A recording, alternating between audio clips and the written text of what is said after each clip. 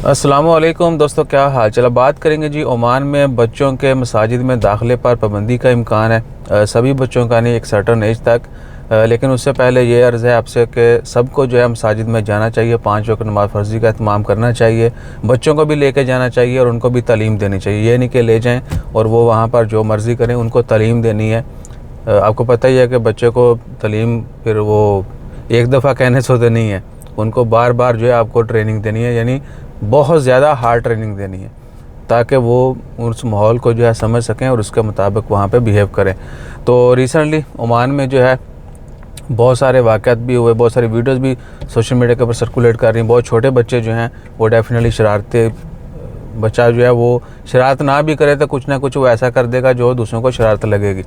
सो मसाजिद में जो है 4 साल तक के जो बच्चे हैं, 4 साल या इससे कम उम्र, उनके दाखिले के ऊपर जो है पाबंदी लगाए जाने का इम्कान है और इसके ऊपर गौर व खोज जारी है। बाकी अल्लाह ताला खैर फरमाए। हमारी तो आप सबसे रिक्वेस्ट यही है, अगर आप बच्चों को मसाजिद में लेके जाते हैं तो उनको जितना मुमकिन हो सकता है उनको ट्रेन करें, उनको हर चीज़ के मतलब आगाह करें और बार बार करें। मैं अपने बच्चों को लेके जाता हूँ, वो अक्सर शरारत करते हैं और वो वही बात वहाँ पे बोल देते हैं जो उनको मना की गई है। सही है।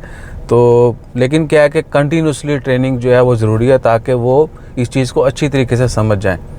तो अच्छे से ट्रेन करें, लेके जाएं और छोटी उम्र से ही जो है वो उनकी जो है तालीम शुरू हो जाएगी। ये तो मेरे ख्याल से बहुत खुशाइंद है।